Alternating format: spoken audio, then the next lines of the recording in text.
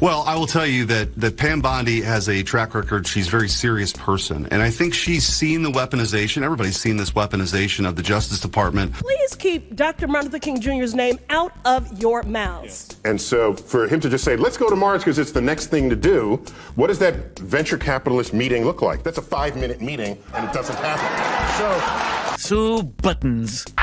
Real quick, before I show you these truly mind-blowingly insane clips, I just realized I've been doing this for about 8 years now and wanted to do something a little bit different for Sundays. So today, I'm going to show you what I think are the top 3 examples of political madness engulfing America. You won't believe it until you see it for yourself, so enjoy. Number 3, Eric Schmidt educates NBC's Kristen Welker on Biden's weaponized DOJ. Bondi has vowed to, quote, investigate the investigators, to prosecute the prosecutors.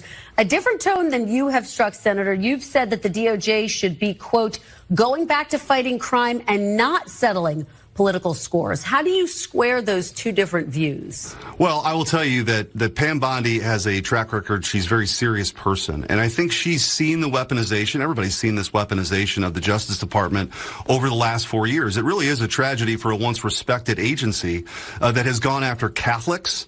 It's gone after parents who showed up to school board meetings under the auspices of the Patriot Act. This is in the United States of America. And then clearly weaponized that department, Joe Biden did, and Merrick Garland, to go after their chief political opponent. And I'll tell you, Kristen, the arc of that story is really terrifying if you care about the Republic. After the midterms, Joe Biden said that there was no way President Trump would ever be back in the White House. After that speech, these zombie cases were resurrected. The number 3 person from DOJ went to New York, and you had the Alvin Bragg case. The number 2 prosecutor in Atlanta went to the White House and coordinated. You saw all these cases resurrected. They all fell apart under the weight of the law. And so I do think there needs to be accountability. I think that getting it back to crime fighting is important, but there has to be accountability for these kinds of abuses. Okay, what specifically does accountability look like, Senator? Are you suggesting you want to see Special Counsel Jack Smith, Attorney General Merrick Garland prosecuted? Is that what you are implying? Well, no, I think accountability means first and foremost, the people involved in this should be fired immediately. And anybody part of this, this effort to keep President Trump off the ballot and to throw him in jail for the rest of his life because they didn't like his politics and to continue to cast him as a quote-unquote threat to democracy was wrong. And so we'll see where that goes. But I just don't think in this country, unless we want to be a banana republic, I don't want to see that happen. You can't have the Justice Department abused in this way. Pam Bondi is a smart, capable, tough person who I think is going to restore respect in that department. So she has your vote, Senator? Oh, absolutely. I intend to help Pam Bondi get the votes. I know her well. She's a friend. I've come to respect Pam Bondi. She was a great attorney general in Florida. This is a home run by President Trump. Okay, a couple quick points. Did you notice something very different about that exchange from what we've seen up to this point? Welker did not respond with, there's no evidence that Joe Biden's DOJ targeted his political opponents, because that idea is absurd on its face.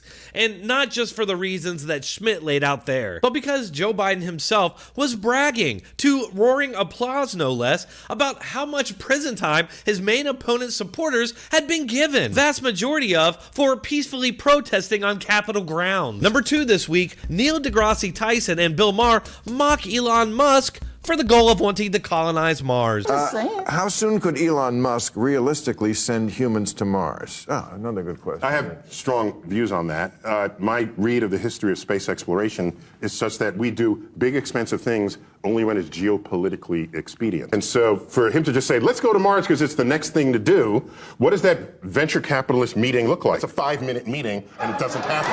So we agree. I'm not for going to Mars. Okay, wait. The point is, you can't live on Mars. I've said this so many times. How badly would we have to rat fuck Earth? Yeah. Before it was worse than a place that's 200 below zero. Yeah. With no air. I'm with you. No water. With 6 months. Preach it. What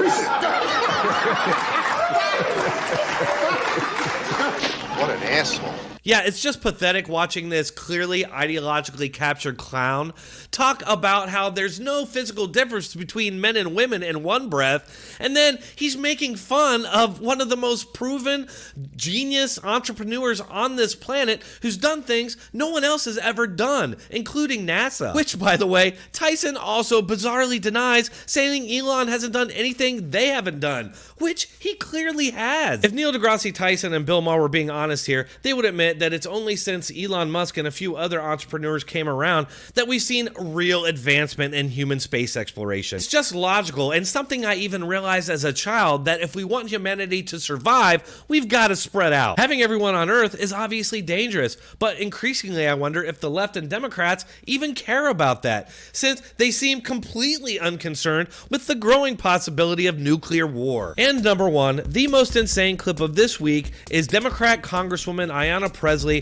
thinking that she can racially bully a veteran, Congressman Clay Higgins. And I'd also just like to take a personal note of privilege to say, please keep Dr. Martin Luther King Jr.'s name out of your mouths. Yes.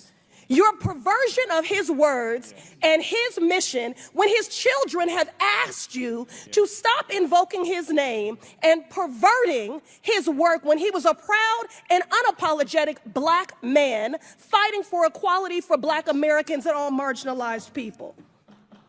So you all are entitled to your opinions, but not a denial of the facts. But I'm not surprised that you would deny American history. A colleague across the aisle invoked the phrase of, we must do everything to stop government-sponsored oppression.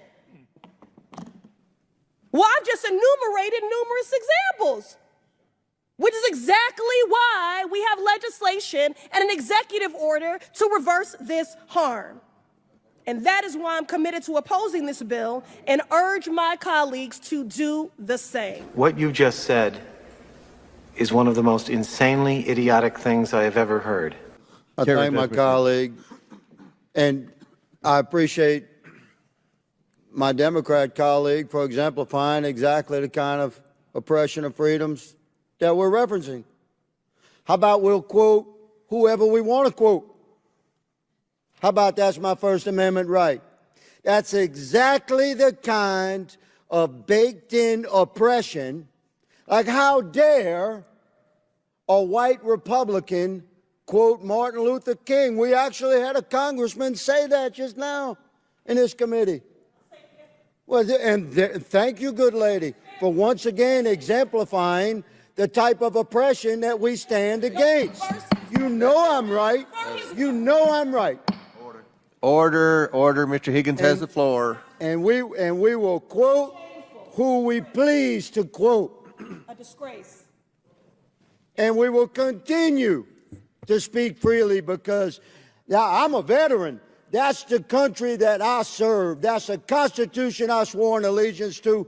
And that oath has no expiration date.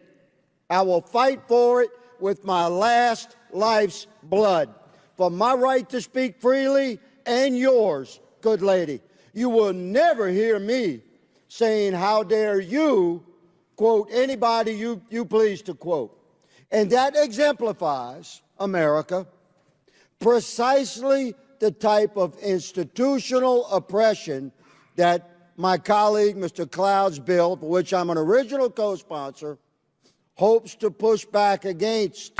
Oh my God, is she one of those dopes who shaved their head because Donald Trump won? By the way, have you noticed a trend with black women in the Democrat Party? They all seem like unhinged racists. You are in direct violation of Penal Code 113, Section 9. With apparently no fear at all about expressing these openly hostile, racist, anti-American views in the hallowed halls of Congress, which they allegedly revere so much. Can you even begin to imagine the outrage if Clay Higgins told a black woman in Congress to keep words out of her mouth because those words belong to white people? He'd be doomed to wander the wastelands until his death. What do you all think? Let me know what you think about the clips and this format for Sundays in the comments. And if you're still here, you might as well go ahead and hit that like button and subscribe. I post on a regular basis, both short and long form, so keep checking back for more. Thanks a lot.